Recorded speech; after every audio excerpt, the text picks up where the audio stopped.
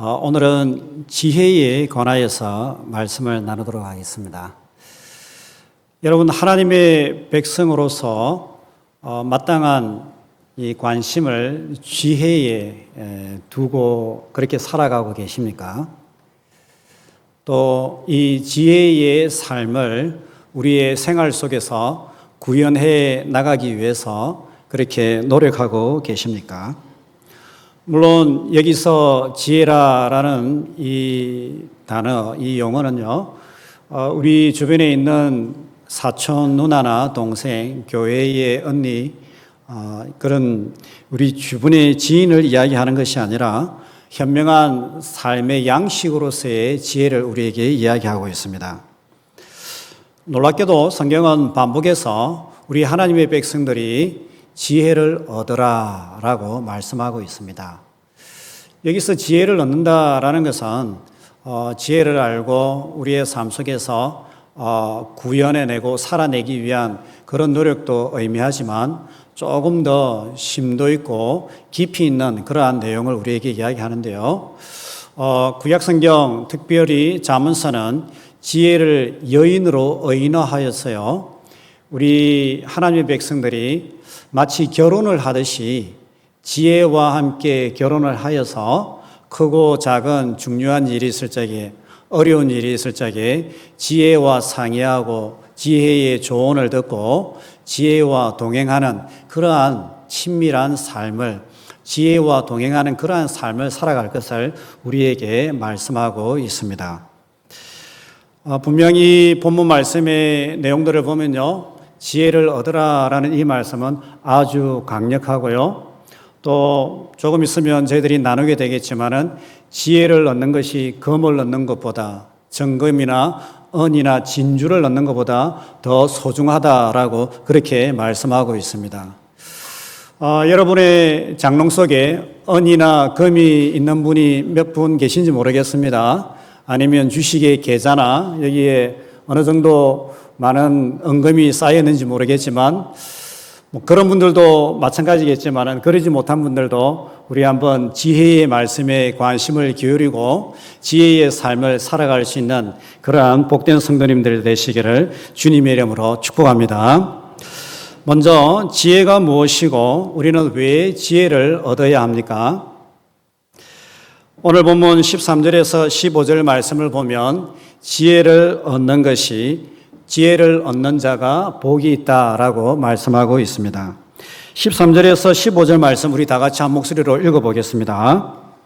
지혜를 얻는 자와 명철을 얻는 자는 복이 있나니 이는 지혜를 얻는 것이 은을 얻는 것보다 낫고 그 이익이 정금보다 나음이니라.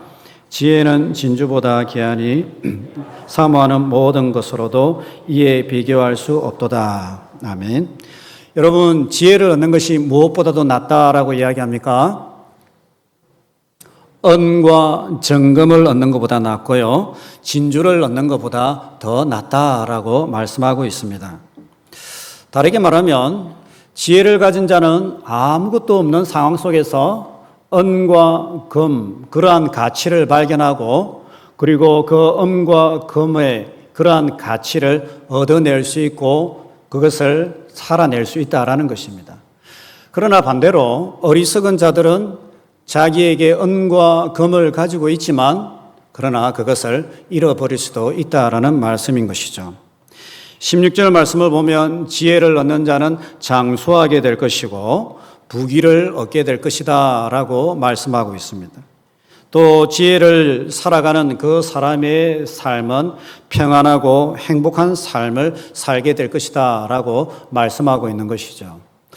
다르게 말씀드린다면 이 지혜의 삶, 그 유익함은 이루 말로 다 표현할 수 없다라는 그러한 말씀인 것이죠. 여러분, 이러한 지혜의 삶, 또 이러한 지혜의 삶을 우리 자녀들에게 가르치고 자녀들이 그 지혜의 삶을 살아가도록 하는데 마땅한 관심을 기울여야 하지 않겠습니까? 여러분은 의자 하면 어떤 의자가 떠오르시나요? 일반적으로 팔걸이가 있고 다리가 있는 이러한 가구를 생각하게 마련입니다. 그런데 일본의 한 유명한 의자 회사의 사장이 새로운 디자인의 의자를, 그리고 새로운 가치를 가진 의자를 만들어내기 시작하였습니다. 이런 의자이고요, 또 다른 디자인의 의자들을 만들어내기 시작합니다. 일반적으로 의자는 가격으로 친다면 5만 원에서 비싸면 한 15만 원, 당근마켓에서 산다면 만 원, 2만 원에서도 살 수 있습니다. 그런데 여러분, 이러한 새로운 디자인의 의자는 그 가치가 몇백을 뛰어넘는 그러한 의자로 재탄생하게 되는 것입니다. 하루는 신문사 기자가 이 사장에게 와서 질문을 하였습니다. 어떻게 이러한 의자를 만들어내게 됐습니까? 어떻게 이런 생각을 했습니까? 라고 이렇게 하니까 이 사장이 하는 말이, 저는 의자를 가구나 또 물품으로 생각하는 것이 아니라 사람이 편히 쉴 수 있는 공간으로 생각합니다. 공간으로 생각합니다라고 이야기해요. 여러분 한번 생각해 보세요. 이 사장이 이러한 의자에 대하여서 이러한 안목을, 새로운 해석을 가질 때까지 몇 번의 질문을 했겠습니까? 마음속으로 과연 의자가 무엇일까? 어떤 의자를 만들어야 또 다른 가치를 만들어낼 수 있을까? 몇 번이고 몇 천 번이고 질문하고 그림을 그려보고 디자인을 해보고 그러지 않았겠습니까, 여러분? 자, 이 사장이 가졌던 이 의자에 관한 새로운 관점, 시야, 안목, 해석이 이 사장의 지혜인 것이죠. 지혜다라고 말씀드릴 수 있습니다. 이 지혜에 근거하여 새로운 디자인과 기능을 가진 의자를 만들 수가 있었고 성공을 거둘 수가 있었습니다. 우리는 이 사장이 가진 이러한 지혜를 기술로서의 지혜다라고 말씀드릴 수가 있습니다. 기술로서의 지혜. 자, 그러나 이러한 기술적인 지혜가 있다라고 해서 이것이 온전한 지혜다라고는 말할 수가 없습니다. 왜 그럴까요? 만약에 이 사장이 남몰래 사기를 치거나 아니라 예를 들어서 가정적으로 불륜을 행하거나 이러면요, 이 사람이 가졌던 명성이나 또 기술적인 가치가 쓸모없는 그러한 것으로 버려지게 되는 것입니다. 그래서 지혜의 영역에서는 또 다른 요소를 이야기하는데, 다른 요소는 뭐냐면 지혜는 윤리도덕적인 측면에서의 지혜가 있다라고 말씀하고 있습니다. 윤리도덕적인, 기술적인 지혜도 중요하지만은 윤리도덕적인 측면에서 정직하고 성실하고 속이지 않고 가정적으로도 정말 신실한 그러한 모습, 또 다양한 관계 속에서 어른을 볼 때에 존중하고 존경하고, 또 젊은이들은 겸손한 그러한 삶의 모습을 가져라. 또 윤리도덕적인 그러한 모습을 이야기하는 것은 삶의 지혜다라고 말씀을 드릴 수가 있습니다. 이 삶의 지혜는 하나님의 백성들과 이 땅에 있는 많은 사람들이 그들의 삶을 안정적으로 가치 있는 그러한 삶을 살아갈 수 있도록 하는 보호막이 되는 것이죠. 그런데 성경은 이러한 기술적인 지혜와 윤리도덕적인 지혜만으로는 어떤 영적인 영역에서의 윤택함과 구원의 은혜를 누리기에는 도달하지 못한다라고 그렇게 이야기합니다. 그래서 성경은 이 세상적인 지혜와는 다르게 한 가지 지혜를 더 우리에게 이야기하는데, 그것이 무엇이냐면요, 영적인 지혜입니다. 지혜의 마지막 측면이라 할 수 있는 영적인 지혜를 성경은 우리에게 이야기하고 있는 것입니다. 이러한 지혜를 우리가 살펴볼 것 같으면, 영적인 지혜는 예수 그리스도를 우리가 알고 믿고 그분을 우리의 마음속에 영접하고 그분과 동행하는 삶을 살아갈 적에 우리가 영적인 구원을 얻고 하나님과의 친밀한 교제를 누리고 죄악과 저주의 사슬을 끊어버리고 새로운 삶을 살게 된다. 이러한 영적인 지혜를 경험하게 되는 것입니다.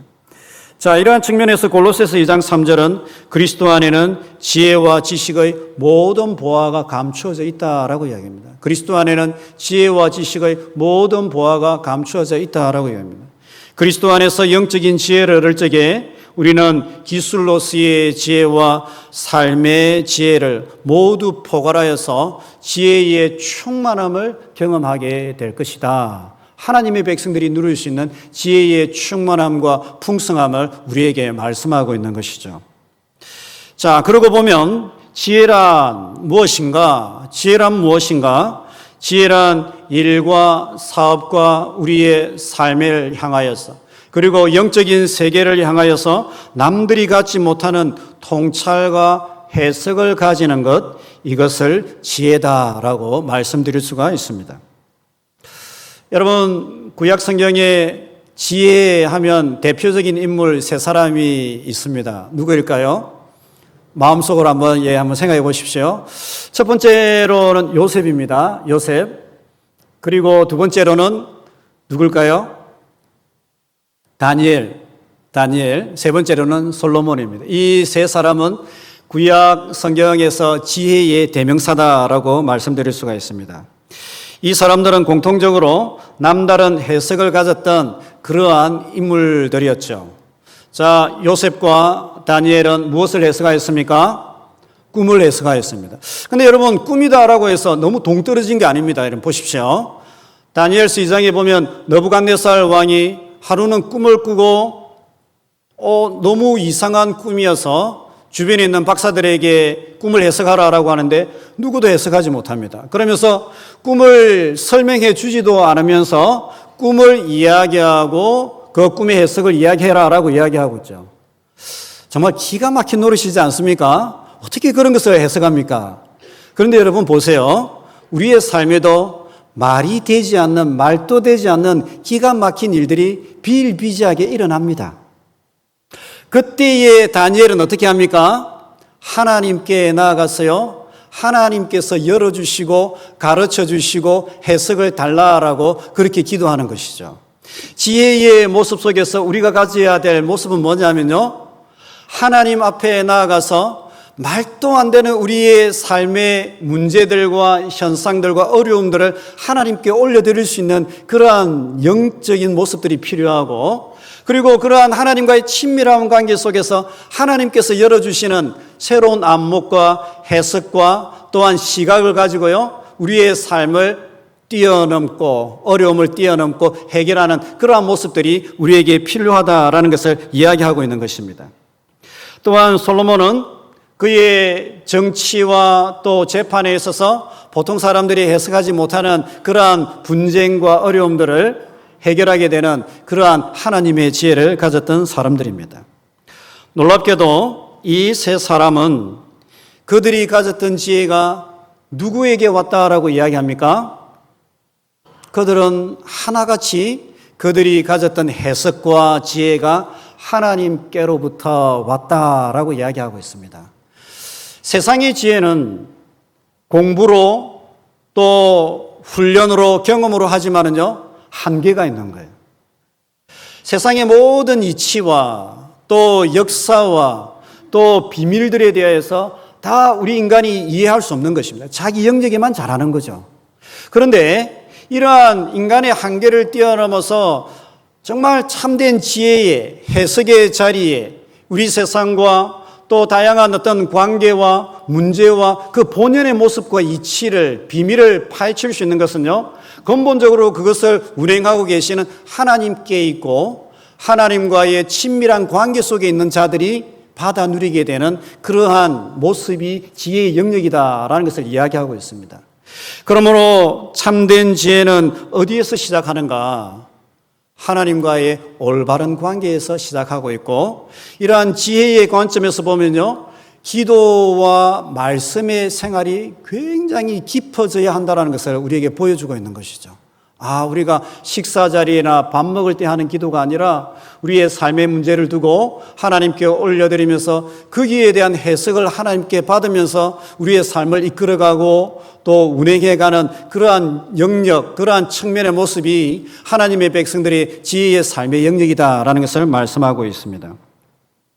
자, 그러면 두 번째로 삶에서 지혜가 감당하는 본질적인 역할은 무엇입니까? 우리의 삶에 있어서 과연 그러면 지혜가 무엇이길래, 어떤 역할들을 감당하길래 우리가 지혜를 얻게 되면 금과 은과 정금을 얻는 것보다 더 낫고 부귀와 장수를 경험하게 되느냐? 그 해답은요, 지혜는 우리의 삶을 새롭게 창조하는 새 창조의 역할을 수행한다라는 것입니다. 창조의 역할, 새 창조의 역사를 우리의 삶 속에서 지혜가 만들어 간다라는 것을 이야기하고 있습니다. 오늘 본문 18절을 보면 지혜에 관한 놀라운 말씀을 전하고 있습니다. 우리 다 같이 한 목소리로 읽어보겠습니다. 지혜는 그 얻는 자에게 생명나무라 지혜를 가진 자는 복되도다. 아멘. 이 말씀을 보면 지혜는 무엇이다 라고 이야기합니까? 지혜를 얻는 자에게 생명나무다, 생명나무다 라고 이야기합니다. 여러분, 성경을 조금 읽어보신 분들은 다 잘 아실 겁니다. 성경 역사 속에서 이 생명나무가 원래는 어디에 있었습니까, 여러분? 에덴 동산 중앙에 있었습니다. 에덴 동산 중앙에 있었고요. 죄악이 들어오기 전에 우리 아담과 하와가 이 생명나무를 하나님의 은혜 가운데, 임재 가운데 마음껏 먹고 마시고 누렸던 그러한 정말 축복의 시간들의 상징이 이 생명나무인 것이죠. 그런데 여러분, 아담과 하와가 범죄하고 난 이후로 이 에덴 동산에서 쫓겨나게 됩니다. 쫓겨나게 난 이후부터는요, 더 이상 이 생명나무를 경험하지 못합니다. 그러면 우리 인류의 역사는 어떻게 써내려가게 됩니까? 전쟁과 수고로움과 반목과 슬픔의 역사, 그것이 인류의 역사로 이제 변화되는 것입니다. 자, 그러면 오늘 본문에서 지혜를 얻는 자는 무엇을 경험하게 되는가? 에덴 동산의 생명나무를 새롭게 발견하고 경험하게 된다라는 것입니다. 지혜를 얻을 적에 성도는 태초에 죄악이 들어오기 전에 하나님의 백성 아담과 하와가 하나님과의 그 친밀한 관계와 교제 속에서 누렸던 기쁨과 감사와 찬양과 그 친밀한 은혜들을 이 지혜로서 지혜와 함께 있을 적에 생명나무를 경험하게 되고 그 놀라운 친밀함과 교제와 영광과 찬양과 감사를 경험하게 된다라는 것을 이야기하고 있는 것이죠. 여러분, 그렇다면 과연 지혜는 어떤 본연적인 특성을 가지고 있기 때문에 이러한 생명나무를 우리에게 주는 것일까요? 어떤 본연적인 특성이 있을까요? 그 해답은 19절에서 20절에 나옵니다. 오늘 본문 19절에서 20절 말씀 우리 한 목소리로 읽어보겠습니다.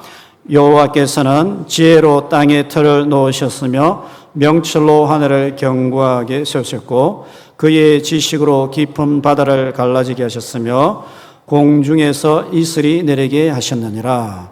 아멘. 이 본문의 말씀은요, 하나님께서 이 세상 모든 만물을 지으실 적에 땅에 틀을 놓으실 적에 하늘을 견고하게 세워가실 적에 누구의 도움으로, 무엇의 도움으로 이 모든 만물을 창조하셨다라고 말씀합니까? 지혜의 도움으로, 지혜와 명철의 도움으로 하나님께서 만들으셨다는 것입니다. 그렇기 때문에 하나님께서는요, 지혜의 도움으로 이 세상 모든 만물을 아름답고 조화롭게 만드셨고 우리의 역사를 지금도 이렇게 이끌어가고 계시다, 질서 속에서 이끌어가고 계신다라는 것을 말씀하고 있습니다. 여러분, 여기에는 놀라운 가르침이 우리에게 주어지고 있습니다.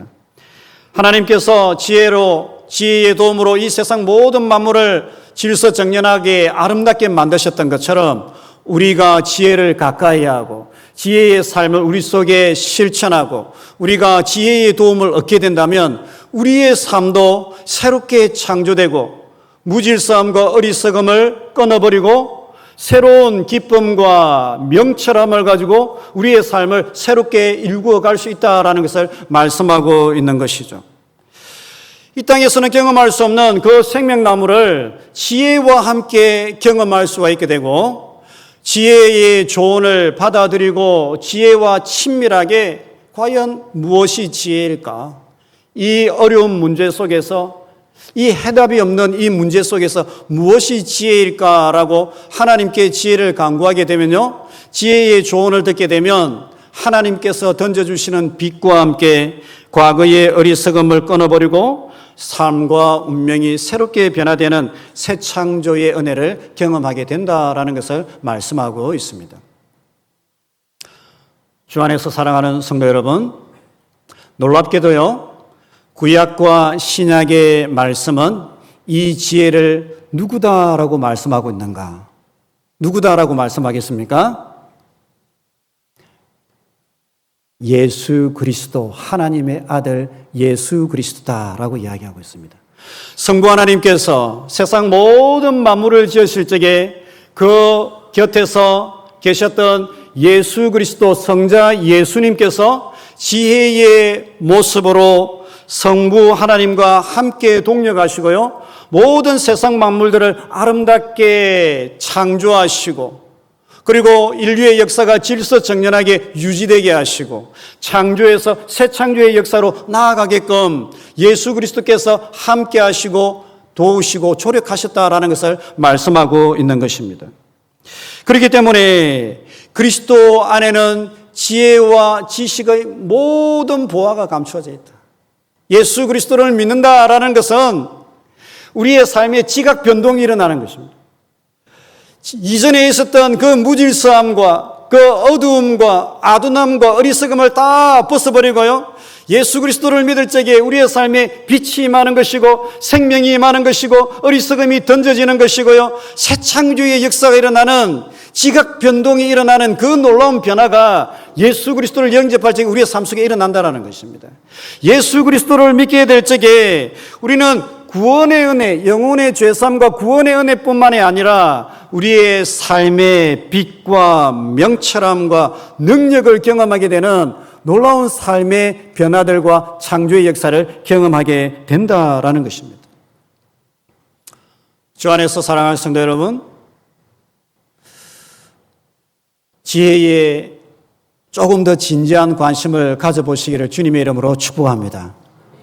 우리 자녀들에게도요, 이 지혜를 진지하게 가르치게 되시기를 주님의 이름으로 축복합니다.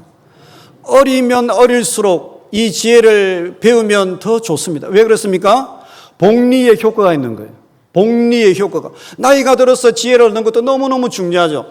그런데 책이나 교육이나 가르침을 통하여서 우리 어린 자녀들이 어려서부터 지혜를 알고 그 지혜를 실천하게 된다면요, 가면 갈수록 인생의 경험이 쌓이고 교육과 지식이 쌓이면서 쌓일수록 그 지혜가 더 증폭되고 그들의 삶을 안전한 곳으로, 영화로운 곳으로, 영광스러운 곳으로 인도하게 된다는 것입니다. 우리 하나님께서는 이 세상 모든 만물을 지으셨고요, 금도 내 것이요, 보석도 내 것이요, 모든 것이 내 것이다라고 이야기합니다. 그러면 그것을 누구에게 주시느냐? 지혜로운 자에게 주신다. 일을 하는 것과 지혜롭게 일하는 것은 다른 거예요.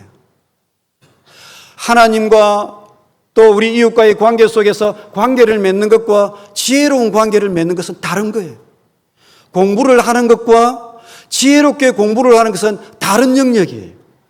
사업을 하는 것과 뭐가 지혜일까, 무엇이 지혜일까 고민하면서 지혜롭게 사업을 이끌어가는 것은 다른 거예요. 그렇기 때문에 성경은 무엇을 이야기하느냐? 지혜를 추구해라. 그 자들이 하나님의 생명을, 검은 보화를, 이 땅 가운데 은혜를 누리게 될 것이다. 구원받은 백성들의 진정한 영성은 무엇인가? 정말 출애굽한 그 구원받은 이스라엘 백성들의 진정한 영성은 무엇인가? 지혜의 삶으로 꽃을 피워야 한다. 지혜의 삶으로 꽃 피우는 삶이 하나님의 백성들의 삶이다라는 것입니다. 그렇기 때문에 성경을 자세히 보면 하나님 안에 있는 지혜의 삶을 상세하게 가르치고 있습니다. 잠언은 우리 젊은이들이 이 땅 가운데에 성공적이고 안전한 삶을 살아갈 수 있는 규범으로서의 지혜를 가르치고 있고, 욥기는 고통과 고난 속에서 어떠한 삶을 살아야 되는가, 고통의 지혜를 가르치고 있고, 전도서는 노년에 이른 자들을 향한 삶의 의미를 새롭게 발견할 수 있도록 노년을 향한 지혜를 우리에게 이야기하고 있고, 아가서는 남녀의 관계와 결혼과 사랑에 관한 지혜를 우리에게 이야기하고 있습니다. 성경은 보석으로 가득 차 있는 책입니다. 우리가 몰라서 그렇지 성경은 보석으로, 지혜로 가득 차 있는 책입니다. 한국교회가 지금까지는 구원의 관점에서 전도의 관점에서, 선교의 관점에서 성경을 많이 해석하였다면 이제 우리는 구원받은 백성으로서 지혜의 관점에서도 성경을 해석하고 이 지혜를 우리의 삶 속에서도 실천하고 더 나아가서 우리의 자녀들이 지혜로운 백성으로 살아갈 수 있도록 부지런히 가르치고 잔소리하고 글로서도 교육하고 그렇게 해야 마땅한 것입니다. 이제 마지막으로 그러면 지혜의 시작과 완성은 무엇입니까? 지혜의 시작과 완성은 무엇입니까? 잠언서의 말씀은 지혜의 시작과 근원이 다름 아니라 여호와를 경외하는 삶에 있다라고 이야기합니다. 여호와를 경외하는 삶에 있다. 잠언 9장 10절은 이렇게 말씀합니다. 우리 다 같이 한 목소리로 읽어보겠습니다. 여호와를 경외하는 것이 지혜의 근본이요 거룩하신 자를 아는 것이 명철이니라. 아멘. 여호와를 아는 것이 지혜의 근본이다라고 이야기합니다. 그런데 이제 다른 이 번역본이나 원문을 보면 지혜의 시작이다라고 이렇게 이야기하고 있습니다. 지혜의 시작이다라고 이야기하고 있습니다. 그래서 여호와를 경외하는 것이 지혜의 시작이고 근본이고 지혜 중에서 최고의 지혜다 이 말씀을 하고 있는 것이죠. 최고의 지혜다. 그러면 여러분 왜 여호와를 사랑하는 것이 지혜의 근본이고 시작이 아니라 여호와를 두려워하는 것이 지혜의 시작이고 근본이다라고 말씀하고 있을까요? 우리가 얼핏 생각하면 주 여호와 하나님을 내 힘과 뜻과 정성을 다하여 사랑하라. 구약의 말씀 자주 말씀하고 신약의 말씀도 하나님을 사랑하고 내 이웃을 사랑하라라고 말씀하지 않습니까? 그런데 여호와를 사랑하는 것이 지혜의 시작이고 근본이 아니라 여호와를 두려워하는 것이 지혜의 시작이다라고 이야기하고 있는 거예요. 여기서 우리가 경외한다라는 말씀은 여러분 다 잘 아시겠지만은요, 야레라고 하여서 두려워한다라는 말이죠. 단순히 두려워한다는 말이 아니라 사랑하고 존중하고 존경하면서 두려워한다라는 말씀입니다. 그러면 사랑한다라는 이 말과 두려워한다라는 이 말의 차이가 무엇일까요, 여러분? 그 차이는요, 이런 것입니다. 좀 예를 좀 들어보겠습니다. 어릴 적에 제가 어머니를 사랑하지만은요, 너무 또 친하고 또 좋으니까 어머니의 말씀은 한 귀로 듣고 흘리는 경우가 종종 있었어요. 부끄러운 예이지만 어머니가 말씀하시면 대부분의 아들들이 좀 그런 면이 있지 않습니까? 어머니가 편하니까. 근데 또 군대 가면 어머니 기억나가지고 초코파이 주면서 어머니 기억하고 울고 그렇게 하는데요. 그래도 어머니의 말씀은 그렇게 두려운 대상은 아니었습니다. 근데 아버지는 안 그래요. 아버지는 두려운 존재예요. 아버지의 말씀을 듣지 않으면 한 대 맞기도 하고요. 엉징이 있기도 하고요. 때로는 또 불이익이 일어난다는 것을 알게 되는 거죠. 아버지는 두려운 존재인 거죠. 그렇기 때문에 두려워한다라는 이 말은 정말 그분에게 압도되어서 그분의 본연의 어떤 모습을 볼 적에 놀라움과 이 압도되는 모습 속에서요, 어쩔 수 없이 사랑하면서 순종하는 그 순종의 자리에 이르게 되는 그 모습. 나의 생각과 나의 계획과 나의 뜻은 이렇지만은 그 두려운 분이 말씀하기 때문에, 그 두려운 하나님이 말씀하시기 때문에 나의 계획과 생각을 내려놓고 순종의 자리에 이르는 여기에서 지혜가 시작된다. 여기에서 지혜가 완성된다라는 것을 말씀하고 있는 것입니다. 조금 더 나아가서 여호와의 말씀을 듣는 것이, 그러면 여호와를 경외하면서 여호와의 말씀을 듣는 것이 왜 지혜의 시작이고 근원이 되는 것입니까? 솔로몬의 생애를 통하여서 한번 말씀을 드려보겠습니다. 역사상 솔로몬은 최고의 이 지혜를 가졌던, 지혜를 언사로 가졌던 그러한 인물이었습니다. 그래서 남들이 갖지 못하였던 그러한 지혜를 가지고, 어떻게 보면 하나님께서 주신 하나님의 지혜를 가지고 그 지혜로서 남들이 판단하지 못하는 논쟁과 분쟁을 해결하는 그러한 능력을 가졌습니다. 뿐만 아니라 이러한 지혜를 가지고 있으니까 정치, 외교, 모든 삶의 영역 속에서요, 얼마나 탁월한 어떤 역할들을 감당하고 또 역량들을 가지고 결과물들을 만들어냈겠습니까? 그래서 성경 역사에 보면 솔로몬처럼 그렇게 위대한 나라를 만들고 뿐만 아니라 명예와 또 즐거움과 쾌락을 누렸던 사람이 없다라고 성경은 분명하게 이야기하고 있습니다. 분명하게 이야기하고 있습니다. 그런데 여러분, 솔로몬이 노년에 이르러서 하나님의 지혜를 잃어버리게 됩니다. 지혜를 잃어버리게 되는 것입니다. 여러분 다 잘 아시다시피 솔로몬이 자기의 지혜와 자기의 계산과 자기의 계획을 따라서요, 이방 여인들, 그 당대에 가장 정치력이 있은 에집트와 두로와 시돈의 공주들을 받아들여서 결혼을 하게 됩니다. 하나님께서 그렇지 말아라라고 두 번이나 말씀하셔요. 너 그렇게 하면 안 돼. 그렇게 하면 안 돼. 라고 두 번이나 하나님께서 분명하게 말씀하십니다. 그런데 솔로몬이 하나님을 두려워하지 않습니다.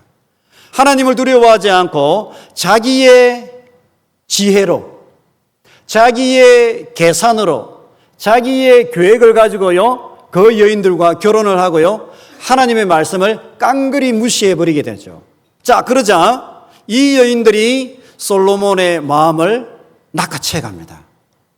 솔로몬이 노년이 이르러가지고요, 하나님의 지혜도 잃어버리고, 그리고 힘이 없는 그러한 왕으로 전락을 해버리게 됩니다.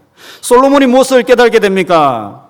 현명함을 가졌다 하더라도, 기술적인 지혜를 가졌다 하더라도, 삶의 지혜를 가졌다 하더라도 여호와를 경외하지 않는다라고 하면요, 하나님의 말씀과 동행하지 않는다면 참된 지혜를 경험할 수 없다라는 것입니다. 더 나아가서 하나님께서 주신 참된 지혜를 가졌고 그것을 유익을 누린다 하더라도 여호와를 경외하지 않을 때에 그 하나님의 지혜도 잃어버리게 된다라는 것을 솔로몬이 삶을 통하여서 경험하게 됩니다. 그러면서 노년에 이르러서 솔로몬이 이야기하는 것이죠. 우리도 모든 인생이 이 땅을 살아가면서 자기도 모르는 사이에 하나님을 향하여 예배도 드리고 또 경배도 드리고 성경 공부도 하는데 자기도 모르는 사이에 자기의 계산과 자기의 계획과 자기의 욕심을 따라서, 때로는 자기의 어리석음을 따라서요, 잘못된 길로 나아갈 수 있는 것, 그것이 허다하게 일어날 수 있다는 것을 솔로몬은 말씀하고 있는 것입니다.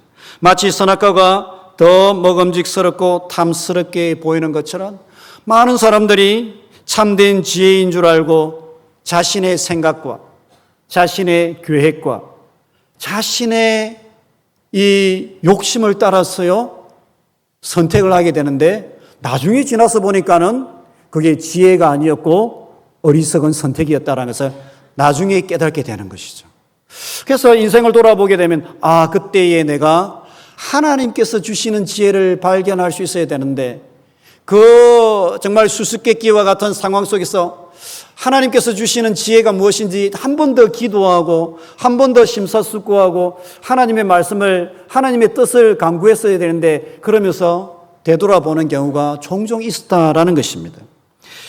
이러한 솔로몬의 경험을 통하여서 솔로몬이 이야기하는 것입니다. 지혜의 시작이 어디에서 시작하느냐? 지혜의 근본이 무엇이냐?